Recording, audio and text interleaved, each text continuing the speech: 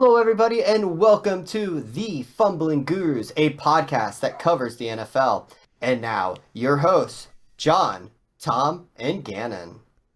I'm John, and well, we're here to talk about what a crazy week two that happened in the NFL last week. We had fights, we had comebacks, and we had whatever that garbage was Monday Night Football. But before we get into any of that, we have massive breaking news. The Manning cast curse has been broken. Congratulations, New York Giants. Was it Saquon Barkley that was on the week before? Yeah, Saquon Barkley got on there with the Mannings, and the Giants won. Just Wow. unbelievable. Gannon, I know that you're a big Giants fan. That's what the G and G-Man stands for. Tell me, what went through your mind when that happened and that curse was finally lifted? Listen, Daniel Jones, man, he's the man. You can't stop the guy. He's probably the best quarterback in the league, honestly. And the Giants, they're going all the way this year. You heard it And here first. and they're winning the division. I mean, if I'm saying they're going all the way, they're winning the division. No competition. So we're going to get into a whole lot of stuff. We have a lot to cover, but one of the things that I really do want to ask Gannon, unfortunately, I kind of talked to Tom a little bit earlier about this. Which divisions have the best record right now? You know the teams Without cheating. without cheating. I'm not gonna What cheat. division do you think would have the best record and be the quote unquote best division in the NFL? I'd say the AFC East, right? The AFC East is absolutely one of the teams. They are 6-2, and one of those losses being a division game. However, there's another team with the same record, and that is the NFC East. Wow, Mind they're no blown. longer NFC least. Well, let's face it, the Giants are terrible. The Washington football team's terrible, Wow. and well, we'll get into Dallas later. I do want to talk about something that has happened, and that's some injury news. Justin Herbert, he cracks the cartilage in his ribs. He is hurt. Doesn't look like he's going to miss too much time, if any time, but he was hurting last night. But what a game that happened Thursday, and really the guts that he showed. Tom, what did you see in that game leading up, obviously, to the pick six? Forget that for right now. Yeah. I was watching the halftime show and I think they summed it up pretty well. I think well, they had like 3 or 7 at halftime. I can't remember. The Chargers were up by just a little bit at halftime. And honestly, they should have pushed harder, I think, in that first half. Because they owned that first half. I think they outplayed the Chiefs. And ultimately, I was rooting for them to win. I wanted to see Chargers trying to come out and take care of business.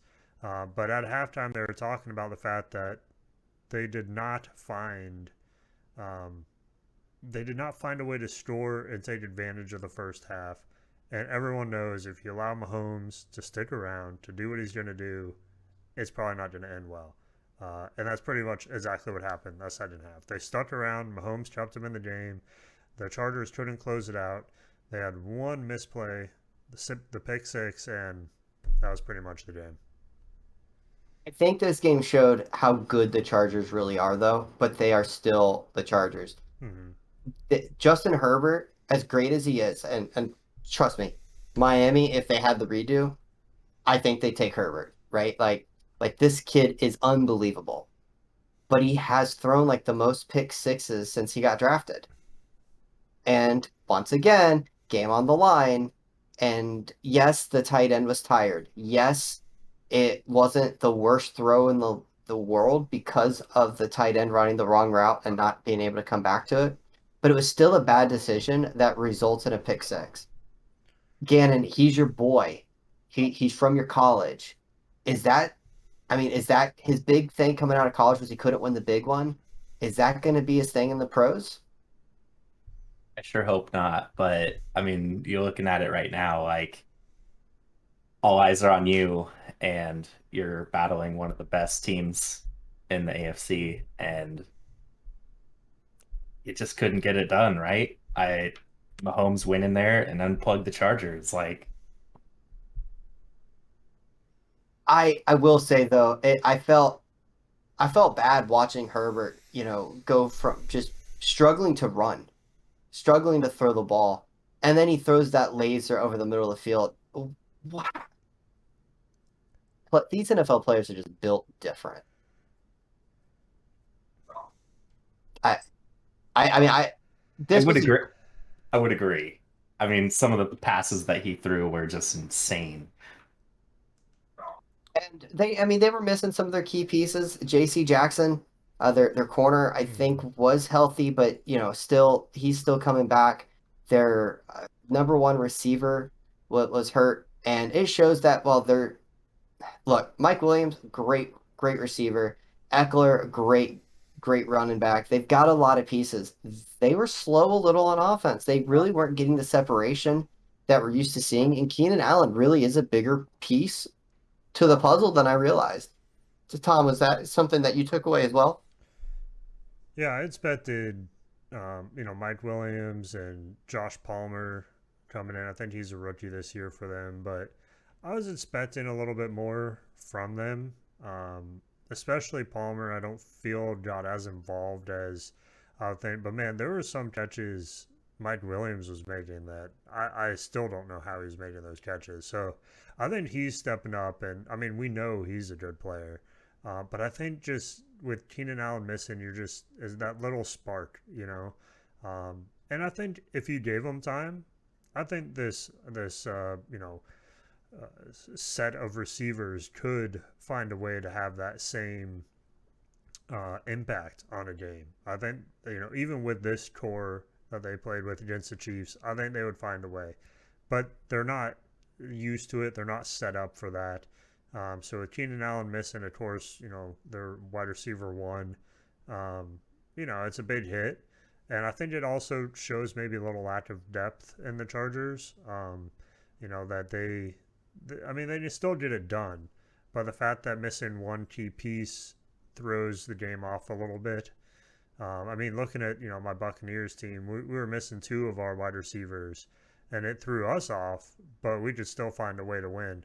Imagine the Chargers missing Keenan Allen and Mike Williams, or Keenan Allen and Josh Palmer. Some of that effect. I don't know if they could still manage a game in that fashion. Um, and I think maybe part of that was not using Eckler enough. I feel like they haven't really unlocked him this year. They like they've kind of done a committee thing, and I don't know. I think getting him more involved may help some of that. Yeah. The other thing that I think the Chargers kind of good or bad, they were very aggressive on fourth down. They Mm-hmm. were super aggressive on trusting the analytics and giving them those win probabilities and all those charts and data sets. And yet they didn't do that. They backed off this game.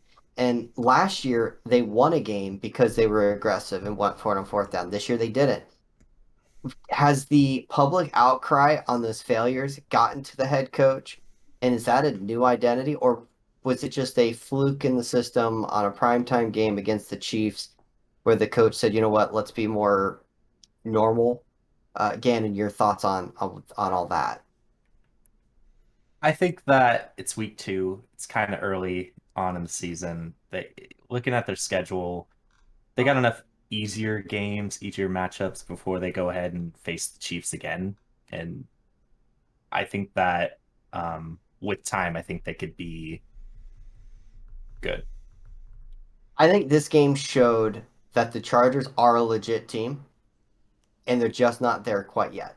Whether it be the coaching, whether it be their health, they're just not quite there yet. But the Chiefs are also a team that, let's face it, they're Super Bowl contenders, Yeah. and they went up toe to toe, and it took a pick six to kind of swing the tide, and even then they still tried to come back. Good game by the Chargers, a marquee matchup early in the year, an important one, and that's why we're talking about it first. Yes, Yeah. Tom. Yeah. Well, I was gonna say, I think you're talking about the analytics, and then you mentioned the pick six. The analytics would have worked. if it hadn't been for that pick six, the thing you can't account for, right? So I think if you take out those anomalies, I think the Chargers win the game. They were on the goal line, ready to score again and go up by more. And then all of a sudden, the strip, that's a 14-point swing essentially. Um, so, I think the analytics doesn't account for those things. So if you can minimize those big problems, maybe we'll see a change in their percentage of winning games. Well, yeah. I mean, when I talk about the analytics and I'm starting to talk about those win probabilities, I was talking about going for it. Like they punted the ball, I think it was 3 times at Mm-hmm. that like 40 to 45 yard line, and on fourth and short, fourth and two or less, and the probability, all that stuff, which is above my pay grade. I don't understand it and how they come up with this stuff, but they were all saying you should go for it. That your win probability moved up by attempting it, and they did it. Mm-hmm. Those were the things that they did last year that they didn't do this year. But you're right. After at the end of the day, the coach was right. It took a pick six on a tight end that was tired to lead to their ultimate demise. So, but you know what? The Chiefs are the Chiefs. The Chargers are the Chargers, and that's what happened. But hopefully, if Justin Herbert not hurt too seriously, and that those, with some injections and some stuff, he'll be all right. But, oof, I can't imagine trying to throw a football with cracked ribs. Yeah. It's not in the lungs. Don't injure his lungs. Yeah, all while getting stabbed by the trainer that the reason why you started your rookie year is the one doing the stabbing. That's got you sweating Hey, at for least sure. at least he knows what not to do, right? That's Well, true. you hope. That's true. That's true. Trey Lance, first quarter, broken ankle, out for the year. Terrible news. Are the 49ers better with Jimmy Garoppolo, Gannon? That's the question. I think they are. I've thought that before they even put Trey Lance in. I mean, everybody likes to crap all over Jimmy G, but I think that he's decent. He got that team to the playoffs. I think that they're in good hands with Jimmy G.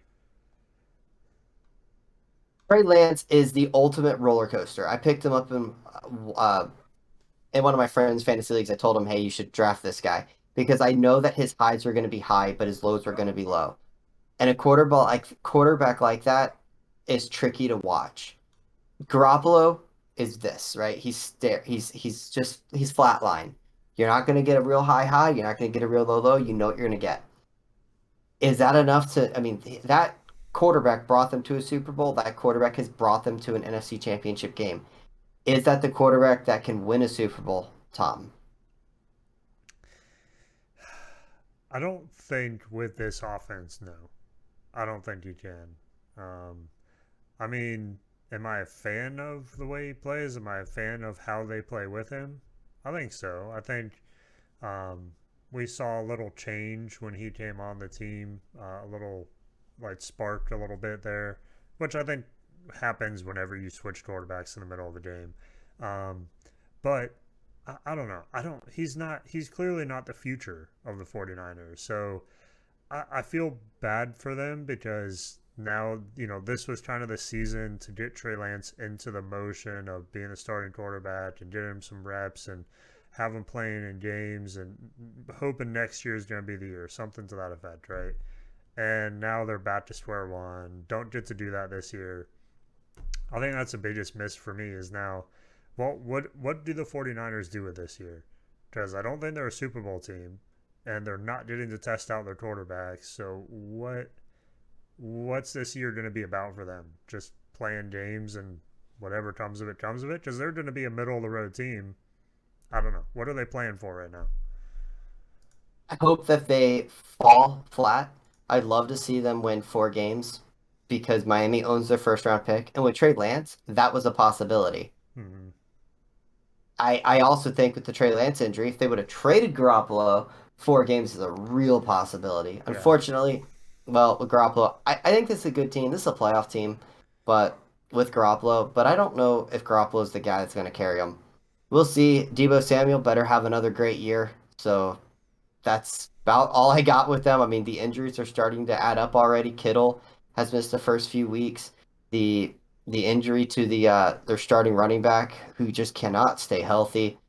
Well, again, and also I drafted Brandon Ayuk in both of my leagues. I was really excited to see this guy take off down deep down the field and feast with that big arm of Trey Lance. And well, that's over.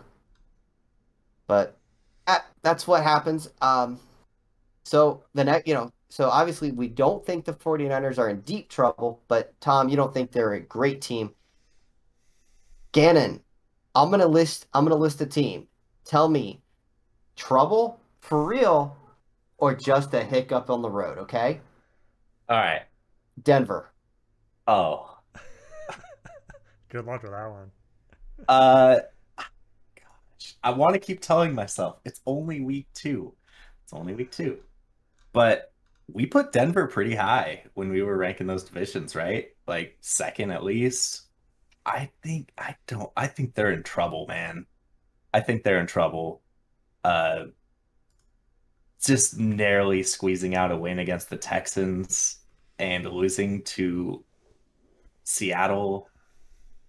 I don't see this team going very far. Russell Wilson does not look like the Russell that we're used to seeing. Their offense is stagnant. The defense has been pretty good. But what's up with these shotgun formation handoffs at the goal line and fumbling the football? A 64-yard field goal. I mean, I don't want to make the pun, but can this coach hack it? I mean, it's all right. It's fine. Question for you, Tom. In trouble or just a bump in the road? The Cincinnati Bengals 0-2. Dude, I don't know. So the only thing going through my head watching the game this weekend with the Bengals um, was John stating that there was going to be regression this year from that team. That was the only thing going through my head the whole game. That's what it looks like. I don't know. There's something off with the team. Um, I don't.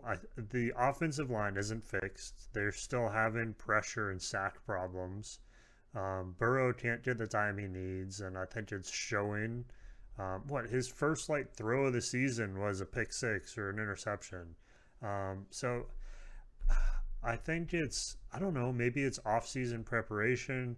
Maybe it's something that they just need to get the kinks worked out. But I think the same problems they had last year that they were able to kind of right. It was a Cinderella season last year where they won games they shouldn't have. Um, and when I say shouldn't have on paper, right? If you look at 10 sacks against the Titans and you still win the game, stuff like that, right? Um, they won't do that again this year. They won't have the same luck. They won't get the same points. And so they need to shore up the things they know are a problem, and they're not doing it. So, like you're saying, are they in trouble or is it a bump in the road? I think it's a bump in the road, but it could be trouble if they don't start turning that around. All fair points. Gannon, the Indianapolis Colts. Oh, Are they in trouble or just a bump in the road? why are you doing this to me? Look, I think that the Colts are definitely in trouble. I mean, I'm not gonna say it was Wentz, because God knows you know my opinion on Wentz, but I think they were better with Wentz. I think that I was wrong with Matt Ryan. I think they're in deep trouble when you can't win against the Jaguars. You didn't even score with the Jaguars. And who else did they face? And you tied the Texans. Yeah. I'd say, yeah, trouble. The one thing that has going them going I promise. The one thing they have going for them is this. That division has one win. Yeah, true. But Matt Ryan looks done. That arm is shot. It does not look good. I I tend to agree with that statement. The Colts, they're in a bit of trouble. I don't know who's going to win that division. It might be 6-6-11 wins that division. Yeah, he just got to ride off into the sunset, you know. Tom, are they in trouble or a bump in the road? Raiders. Oh, All I'm gonna say is Jacksonville's gonna win the division. And they're gonna prove me right that this is the year. that would be Um, funny. the Raiders. Who are they playing last week? The Cardinals. That's right. Cardinals. Yeah. So they're not in trouble. No, the Raiders. No, they're not in trouble. They went to overtime with the Cardinals. Um, it was a fluke fumble recovered for a touchdown. There were some good sparks being seen from the Raiders.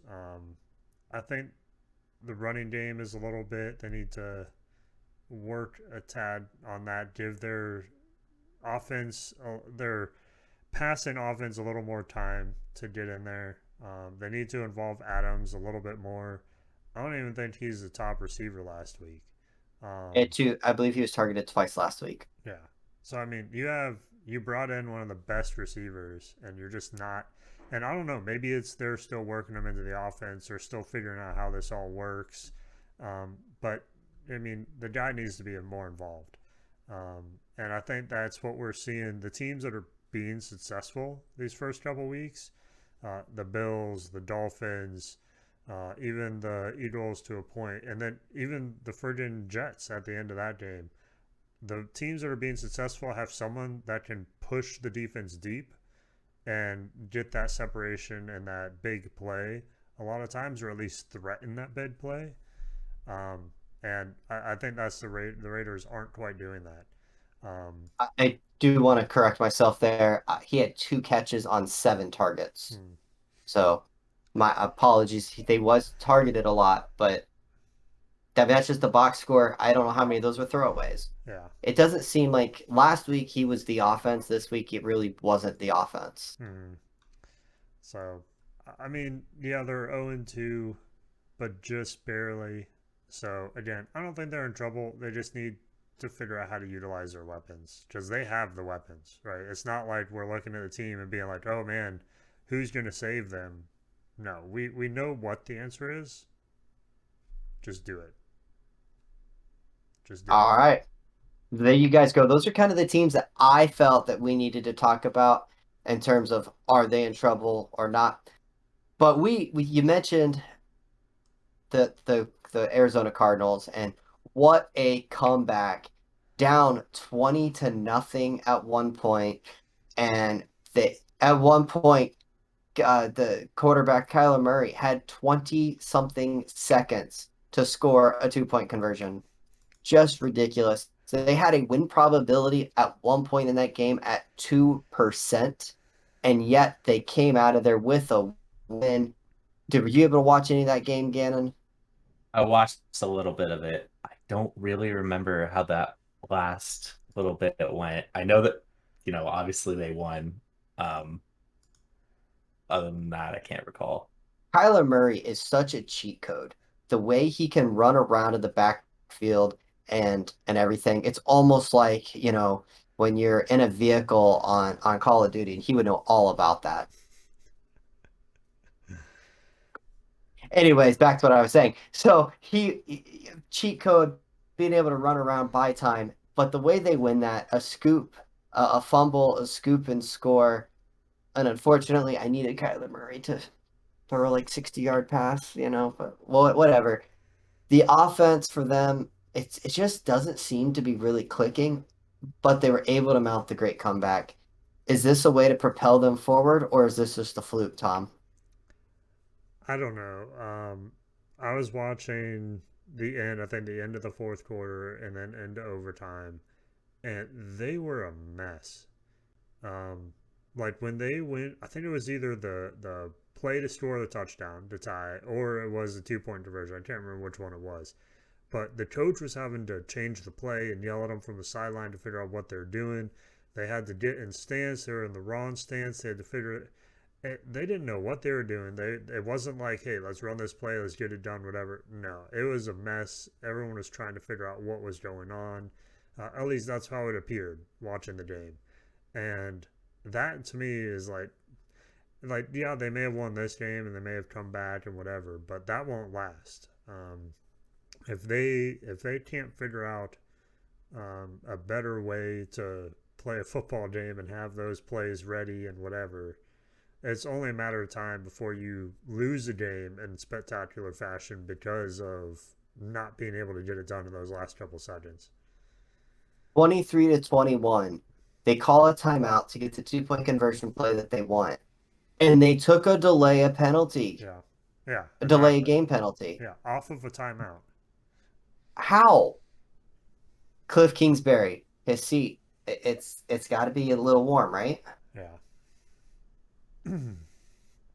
And the most improbable comeback that this week saw had to be by the jokiest, the worst organization in all of football, and it could not have happened to a better team.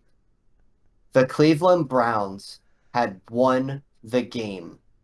Nick Chubb just has to take a knee, and the game is over.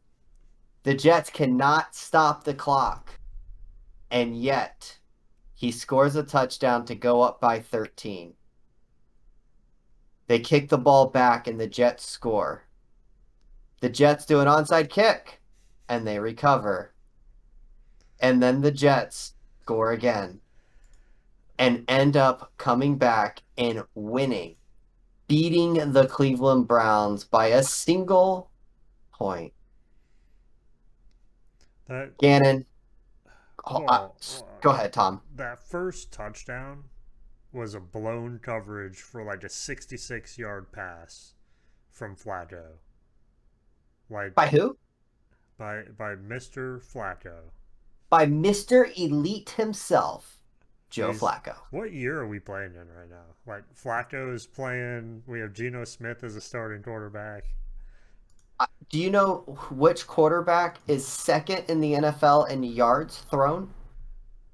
I actually saw this today. I think it's Tua's first. Um, I don't think was it Flacco second. Flacco I think's third. Joe Is Flacco he? was, I thought he was number two, and then Josh Allen, I believe, is number three. Okay, yeah. I, it's crazy. Absolutely crazy. I honestly, I was going to ask a question to Gannon, and I have completely lost the train of thought there.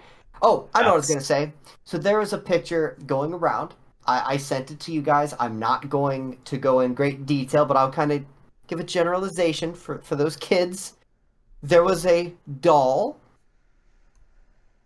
and with said doll, there was a sign that said something about a tug being okay. And then this happens. It makes me happy to see a fan base that is rallying around a guy that has 30 women coming against him. Tells me everything about this fan base. They can go 0 and 17. They can go 0 and 34. They can go winless for the next 5 years, and they will deserve it. and Gannon, go. they also have the scariest logo in the NFL with that elf. Like, burn it. Who okayed that to be your logo? Guys. Well, I'm glad they got the loss here, and I'm glad it's against the Jets. I think that that is just poetic justice, and when I just want them to rack up those losses. So when I don't even know. Deshaun Watson, yeah, that's your guy. He comes in. I don't know. I mean, he can't do nothing with that team. So I that's what I hope. But Browns. The Browns are going to Brown. That Mhm. is the Chargers are going to Charger, and the Browns are going to Brown. Thankfully, that's none of our teams. That's none of our teams. So we kind of discussed it a little bit. Tom joked, and I think he was a little serious there about Jacksonville winning the AFC South. The South only has one win. Gannon, who do you think is going to end up winning the AFC South? I just oh, AFC South. It's not the Titans. I don't think it's going to be the Colts. We joke about it being the Jaguars, but guys, it's only week 2. It's only week 2. If week 2 is any indication, the Texans and the Jaguars are the two best teams in that division. But it Jaguars can't. Jaguars It have the only can't. win. No one else has I a win know, yet. but it can't. Look at who the Titans just faced. Look at look. Like, any of those teams would have lost against the Bills in the same fashion. I To answer your question,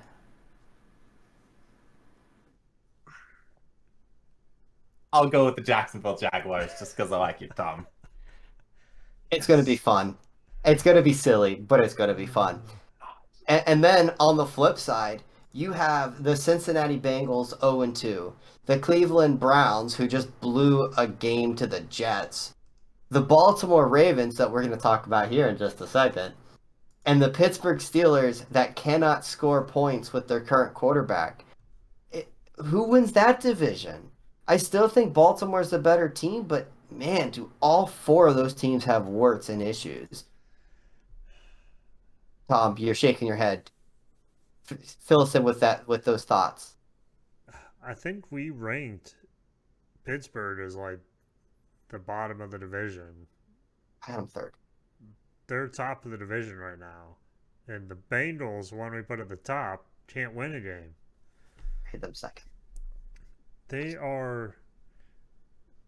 They played the Cowboys without Prescott and lost. Not even like, it wasn't even like back and forth. It was just straight up lost, in my opinion. They should have won that game hands down. Um, so I don't know. I don't know what that division is going to hold. Baltimore, I think, is probably the strongest team right now.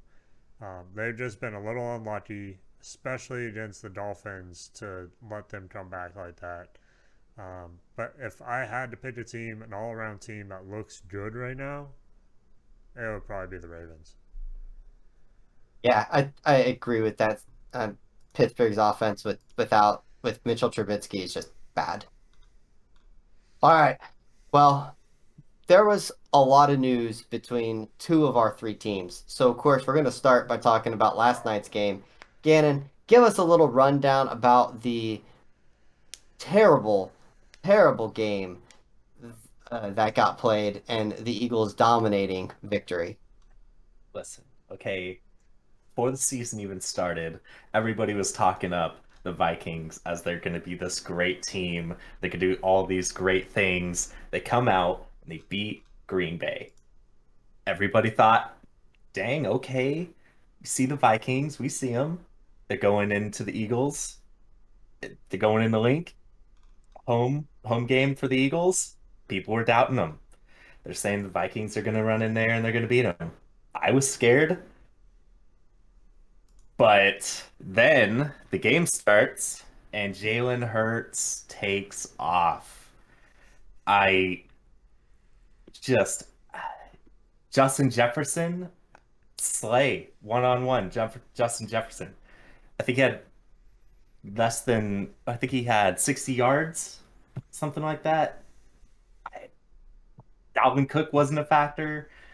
Jalen Hurts walked it in for 2 rushing touchdowns. Man, that was a game, and it was good to be an Eagles fan and see that in the home opener. There were two games going on last night. Both were blowouts. Both were kind of, in my opinion, not the most fun games to watch as just the average fan. As an Eagles fan, I'm sure you're excited. As a Buffalo fan, you were not excited at all. Go home and cry. That's because they're worried about next week's opponent. But did you watch the Eagles game? I did. Yeah. And And I, what was your takeaway? well, what I found interesting is I went to bed at halftime from the Eagles game. So I think the Bills started earlier and the scores were the same when I went to bed and when I woke up this morning. So, I mean, like you were talking about interesting games. There wasn't much going on in the second half there. Wasn't much going on at the end of the Bills game. I mean, clearly Bills were destroying them anyways before that point. Um, but yeah, I mean, it was an interesting game just from watching. There's a lot of expectations around the Eagles, what they can do. They have, kind of a new team this year that's built around a couple people that weren't part of the team last year, and just watching them work, seeing what they can do. I was expecting the Vikings with the explosiveness they had last week to come out and do the same thing. Justin Jefferson running amok. I don't even like Jefferson wasn't even to be seen last night. So I don't know what the difference was. Clearly, the Eagles had a game plan potentially for him, and it just worked out really well for them. But to go from I think he had like 200 yards in week one to now I don't even think he had 50 yards in this game. So um, yeah, I think that was a big thing is their defense was kind of prepped for the Vikings and didn't allow them to do anything. Jalen Hurts looked good. The Eagles defense looked good. The Vikings looked bad. I want to say something about Kirk Cousins, but it got intercepted before I could say it. He's he's Prime on time, he's on par with Derek Carr, which yeah. exactly. Matter of fact, I mean, technically, he's got one more win. But, you know, Cousins on prime time is just bad, and it shows. It just, I don't know what it is about the pressure being on the limelight, or if it just happens that we actually watch him and just realize how bad he is. But he struggles, and he struggled that game. Congratulations, Eagles start 2-0. Tom, Saints versus Bucks. The Saints have the Bucks number. They always play them tough. It's Uh, 3-0 going into halftime. I believe was it 3-0 at half? yeah, it was. So 3-0 at half. It's 3-3 into the third quarter. It's a slugfest. The Brady offense, the furthest throw he had was with his tablet. The drop passes were adding up. And then something happened in the game. Take it from there. Oh man. Well, first off, I like to say congratulations. We finally scored against the Saints. Last year, if you remember, I think the last time we played them, we didn't even score a point. And then I think it took us till the third quarter to actually score this week. So congratulations, Bucks. We did it. But yes, and I think like the tinfoil conspiracy hat in me wants to say Evans and Brady knew exactly what they were doing at that moment. Um, and the commentators all game were talking about how Brady's trying to get a spark out of the offense. He's trying to fire people up. He's trying to whatever. There was a play down the sidelines. Lattimore was covering Scotty Miller. In my opinion, blatantly held him back and pushed him out of bounds. So after that play, of course, Brady overthrew him. So it was probably called untouchable, whatever. But it was pretty handsy from the defense there. No flags thrown. I think that was third down, so we were gonna end up punting it anyways. And after that play, Tom Brady comes up to, of course, talk to the ref and have his piece like he always does. And as he's coming up, Lattimore walks by, chatting at him, and then, of course, Fournette shows up. Fournette's always in the middle of everything. Evans is up by the sidelines at this point. He decides to come back, shove Lattimore to the ground. There is pushing and shoving everywhere. And then both benches cleared. Everyone's on the field. Luckily, there wasn't too much beyond that. There wasn't like an all-out brawl or anything like that. There was a lot of pushing, a lot of shoving, whatever. Um, as we now know, Evans is suspended next game, which I don't know. It's whatever. But at this He is point, appealing the suspension. well, yeah. I mean, yeah. Which I mean, if you look at Evans, it's only Lattimore that he gets pissed off at. Like it's literally only Lattimore. So you gotta wonder what this guy is saying through the middle of this game. And he's yeah. I'd be interested to hear him mic'd up for a Buccaneer game. Um, but yeah, so I think that was of course the turning point, and I think that got the Bucks fired up to finally start playing And I think the Saints didn't quite calm down from that, and I think Jameson was a little pumped up. He was trying to like go out and win the game. Because I think it was 2 or 3 plays after that he threw an interception, and then we go down the field and score. They get the ball, they throw another interception. We go down the field and score, and that was pretty much the rest of the game. Winston just throwing interceptions straight to us. We go down and get a touchdown out of it. Um, so I mean, call it whatever you'd like, but that play fired us up, got us back into the game, and we finally started playing after that. Before we couldn't get things going. Running game was sort of ish going well. Passing game not so much. Which again, we're missing Julio Jones. We were missing Chris Godwin. So not great to begin with, and now we're going to be out Evans. Hopefully, one of those can come back next week, but yeah, it's a Saints game. Usually, like I tell people when we're playing the Saints, it's probably going to end 12-9 with just field goals the whole time. That's how it always happens, and that's pretty much what this was until this blow up at the end. So, So let me ask you this. You're a Bucks fan. I didn't get to ask you this last week, but Dallas, a good defense, mm-hmm. but the Bucks offense struggles. Saints, good defense, plays the Bucks tough. The Bucks offense struggles. Brady does not look like himself. The receivers, okay, they're hurt, but the young receivers, the depth that are supposed to be there are dropping passes. So much so that they went out and signed Cole Beasley. Are you concerned at all about this offense, or is it just a bump in the road? I don't know what to think yet because yes, I'm concerned. We have what would be considered an elite offense. We have as many weapons as you can want. We have Fournette, who's a formidable running back. Evans, formidable wide receiver. Same with Julio Jones. Same with Chris Godwin. Russell Gage is up there as well. None of these guys are right off wide receivers or right off quarterbacks or right off running backs. And yet, we're not putting up the numbers we should be.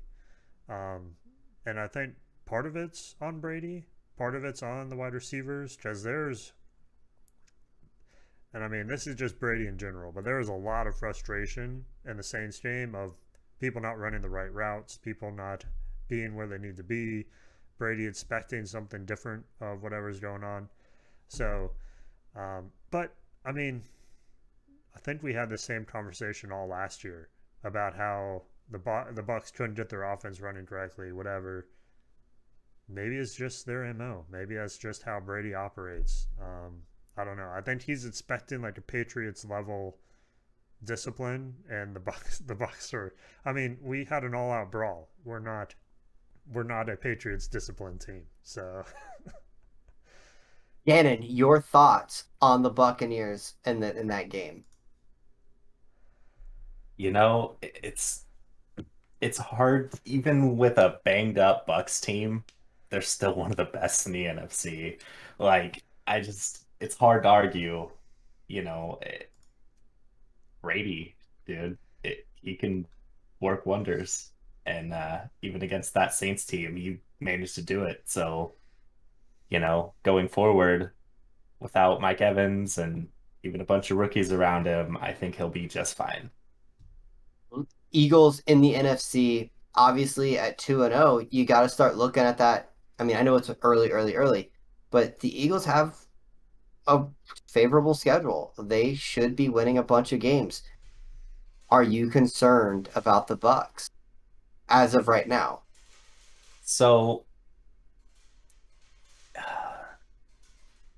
And I know I'm kind of with getting way ahead, but I just wanted to if the ask this. season were to end right now and it was the Bucks versus the Eagles in the current state with the Bucks losing all of those weapons, I would be way more confident that the Eagles take away that win. Fair enough. What do you Sick?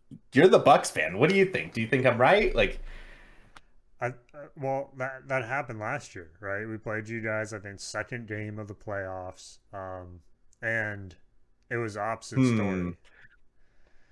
But this year, I think I would be in the seat you were in last year. Honestly, if we were playing right now, it would be a completely different story.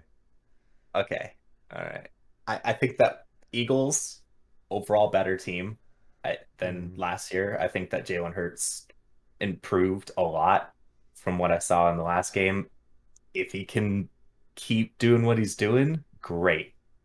But it's only week two, and I gotta keep telling myself it's only week two. Like, I Don't like what I saw, don't but be like John. Support the team, G-man. You can look, do it. I'm in. All in. They Yep. better sign Hurts.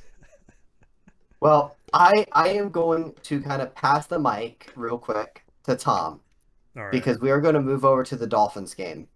Okay. And I want you to be able to ask me the questions and kind of set me up how you want because I can sit here and talk about this game for the next 4 hours and not even start to tire. All right. So walk me through your text at halftime of where you were at with the Dolphin team and how great they were displaying their new offense through halftime. I got to back up. I will gladly get it, but I do got to back up just a little bit. I get home from church Mm. and I'm making my food. I got some burgers there on the skillet. Got some get ready to put some cheese on the burger. Put the lid on. Just in time to see a 103-yard kick return touchdown, which puts me in a great mood to start off the day. Tua throws two picks. The Dolphins are down 28-7 at halftime. I was on the phone with my mom and I said Tua has 6 quarters to turn it around, and 4 of those quarters are against the Bills. Good luck. Tua was below average, and yet he was the best of the bunch because the special teams was trash and the defense was even worse. The Ravens were on an 11 and a half minute drive going right down the field and got to fourth and inches thanks to a fumble. They got saved. Miami scores, and then they let a 75-yard touchdown to Rashad Bateman, who was sitting on my fantasy bench to add salt to the wound. The text messages that I sent and the messages that I was saying to people was this: the Dolphins are a bad football team, and I am frustrated.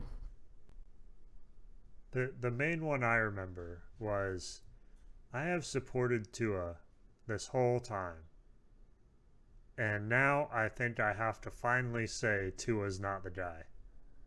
Oh, You know, I will tell you, it's funny enough. I was listening to another podcast, the 3 Yards Per Carry. It's a Dolphins podcast, and these guys are some of the biggest Tua supporters that you have ever heard. This guy Simon Clancy had liked Tua as a high school freshman in high school. Was how far back he saw this kid and said this kid can play. He watched him through college, and he said that this is one of the best prospects he's ever seen. He has supported Tua from day one. In a private chat with Chris Kaufman and Alfredo Arteaga, he said, I'm off the Tua bandwagon. And I felt that and I understood it. For the first time, Tua looked to me like what he has done in the past, where he's played small. He's made the crucial mistakes. And I've seen those big arms and I've seen the quarterbacks that are unlimited, and that's not what Tua is. He is limited. And the accuracy wasn't there, the decision making wasn't there. And Tua had 6 quarters to turn it around this year, but I didn't have faith. I was wavering because Tua at that point was showing me that exactly what he was last year and what he was the year before, which wasn't enough. What what do you think turned him around? What do you think wide receivers came to him, talked to him, like Tyreek Hill gave him some confidence? Do you think the coach gave him confidence? Do you think there was play calling that was changed? What was the difference? All the above. The coach went up to him and said, stop being hypercritical. Play the game. Tyreek Hill showed that he's a playmaker. Jalen Waddle showed that he was a playmaker. The coaching gave him plays that were quick, easy hitch routes. Not hitch routes, easily hittable plays, timing routes, things that could get him on rhythm. And everything clicked and everything worked. Tua, at one point, they called it the F it play. That they knew they ran this thing in practice, and basically it was this: if we get our backs against the wall and we don't know what to do, we're gonna call the F it play. And they did, and it was a I don't remember if that was the touchdown to Tyreek. I think it was the touchdown to Tyreek Hill. It just worked. Tua was for a guy who doesn't throw bombs and has been questioned about his arm strength, which distance doesn't mean arm strength. The guy hit three pass plays over 50 yards. Two of them were air 50 play over 50 yards in the air. He was accurate. He led this team. He was perfect in the second half. And once they got on a roll, the confidence level shot up. The players were playing at a higher level. It was a thing of beauty. Mm. So, I have a question for you. So, the first half, the first half Tua, does that concern you at all going into this season? I would typically say yes because, again, I thought he was average. The thing that helps me feel better about it is if you would have watched that first drive that ended up in an interception, he looked really sharp. He made a bad decision. He threw the ball a little bit late. Tyreek Hill um, slipped a little bit. He kind of stopped his motion. He wasn't able to come back to the ball. And a great play by the defensive back and a lucky play. The ball hit someone's foot. All right, that's how close it was to being incomplete. Mm. Ended up being an interception. Tua responds by going 96 yards down the field and scoring a touchdown to tie the game up. But then he loses his composure and he fires the ball into triple coverage down the sideline when he had a man wide open on third and long. There's the ups, there's the downs, and that's the stuff that drove me nuts about Tua. And yeah, there's some concern because I didn't think Tua was that great in the New England game. But you saw flashes in the potential of Tua in that New England game. Mm. But that first half, it just, again, it's that same thing when you need the quarterback to sometimes carry a team, put it on your back. Other guys are struggling. That's okay because your quarterback can carry you to a win. Josh Allen does it. Mahomes does it. All the greats do it. And Tua finally did it. And so, while yes, it's concerning, that second half, he put that team on his shoulder and he carried them to a win.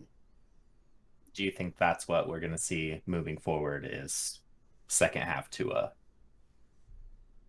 Boy, oh boy, that's a tough question because they have maybe the biggest game for a week 3 game ever. Mm. A true test. They play the Buffalo Bills in Miami.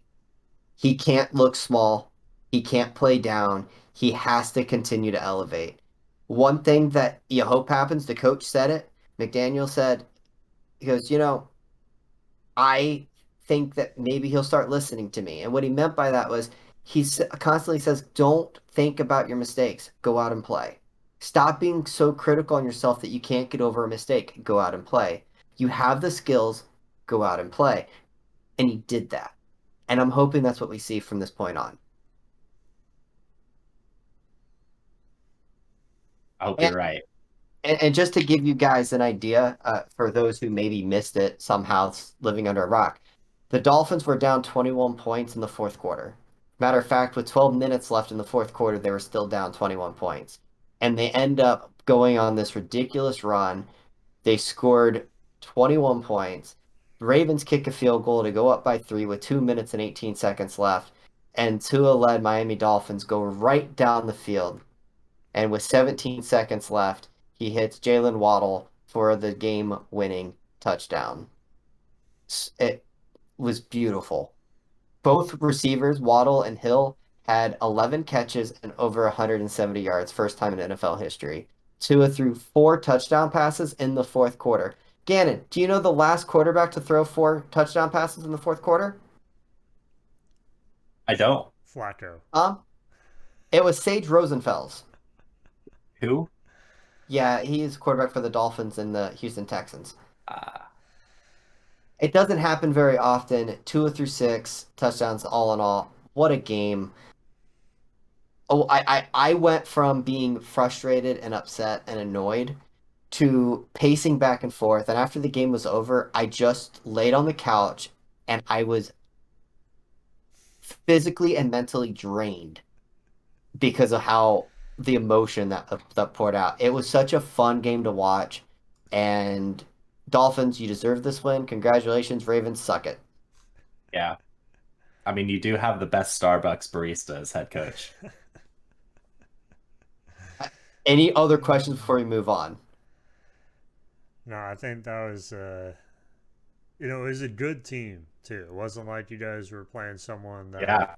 let you come back or let this you let them play ahead of you and you had to come back and win. No, it was a good team that legitimately deserved. I don't know if deserved to win, but they were playing a good game as well. And the Dolphins still showed what was possible with the weapons they have. So if they can get everything firing on all cylinders, it's a scary team. The defense is good. The offense is really good. Yeah. Speed, Waddle speed, and more impressed. speed. Waddle impressed. I was not expecting that from Waddle, and I was watching that game. I'm like, damn. I see the speed now. Yeah. Speed everywhere. Well, we're over our hour mark, so we're gonna have to kind of I want to speed things up a little bit. We have matchups. There's not a lot of great matchups this week. In terms of the iconic matchups like the Chargers Chiefs. So we're gonna kind of just hit you know our teams and kind of if there is a game you guys want to talk about, we can. But Gannon, the Eagles are playing the I just had it here. I believe it's the Washington football Washington. team. Tell me, what do you expect to happen in this game? Is there any concern once sticking it to the Eagles? I think that the Eagles are going to run all over Washington. I don't think it's going to be close. I think that we're going to go in there, embarrass Carson Wentz, and leave. There you go.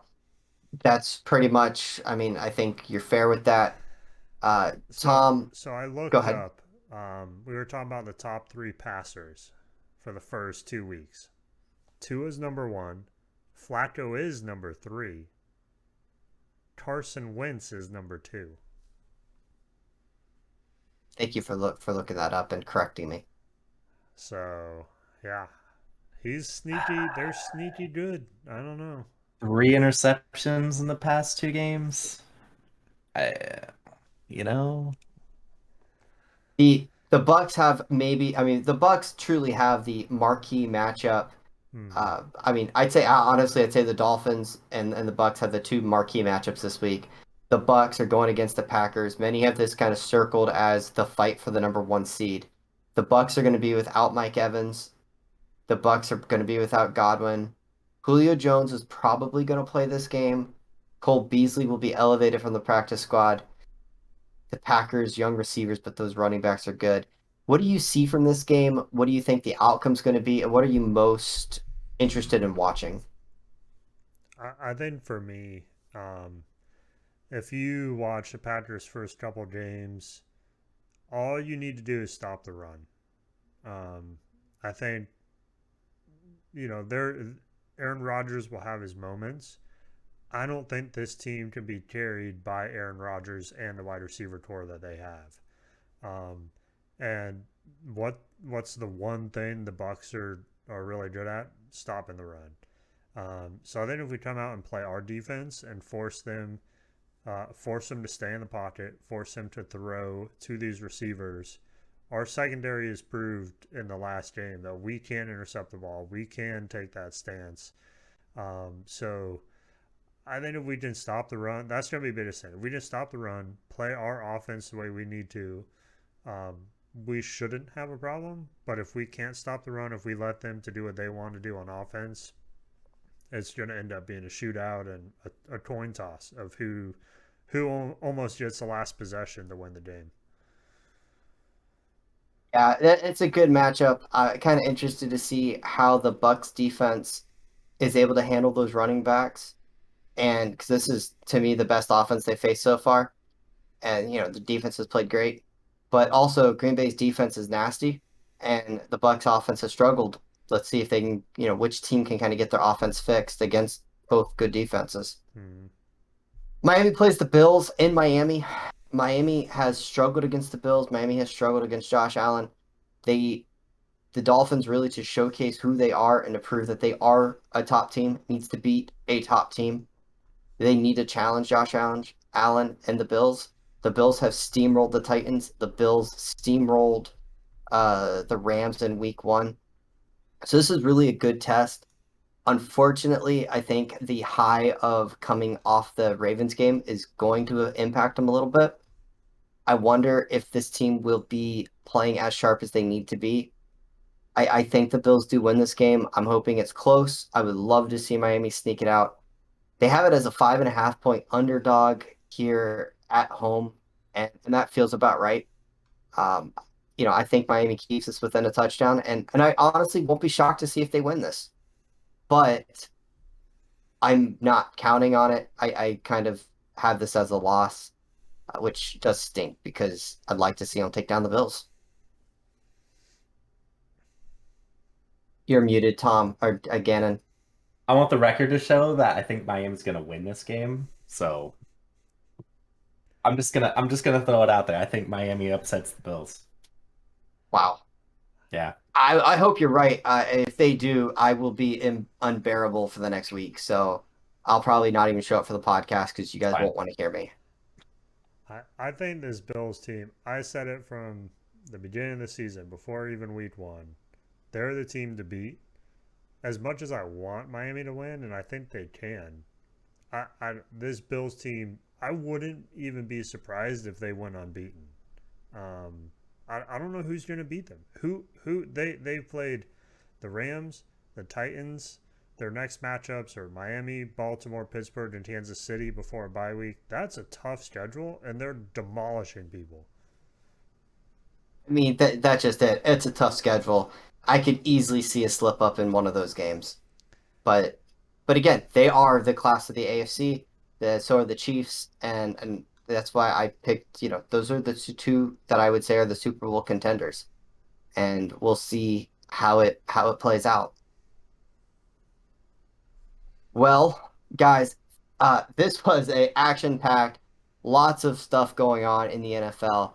I really am thankful for everyone who's tuned in and to listen and watch us. If you saw us on YouTube, Twitch, we constantly want to adapt and make things better, and hopefully you guys are enjoying and learning something along the way.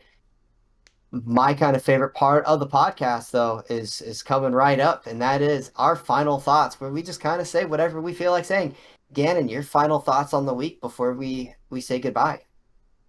Look, I know it doesn't have to be football related, but it's gonna be football related and it's gonna be Eagles related because we're going into Washington. I think that this stadium better not hurt my quarterback like last year when he went in there and the railing, which was zip tied on, broke and fans started pouring out and my quarterback almost got injured. So fix your stadium, stop dumping sewage on people, and that's my final thought. Fix your stadium. Come on. Worst And, stadium in football. Come and Tom, your final thought. The game I'm interested in watching this week is going to be the Giants against the Cowboys. on. I can't wait for the Giants to beat them and go 3-0 at the beginning of the season and be tied with Philly at the top. I don't like it. What a division. I don't like it. I And hate it. my final It's a, thought before go ahead, Gannon. it's such a fake 2-0 though. Come on. You know they're not going to stay there. I don't know, man. I don't My know. final thoughts. When you talk Miami, you're talking Super Bowl. And with that, everybody, thank you so much for hanging out, and we will see you again next week. Gotta get me some bills. Bye. Ooh.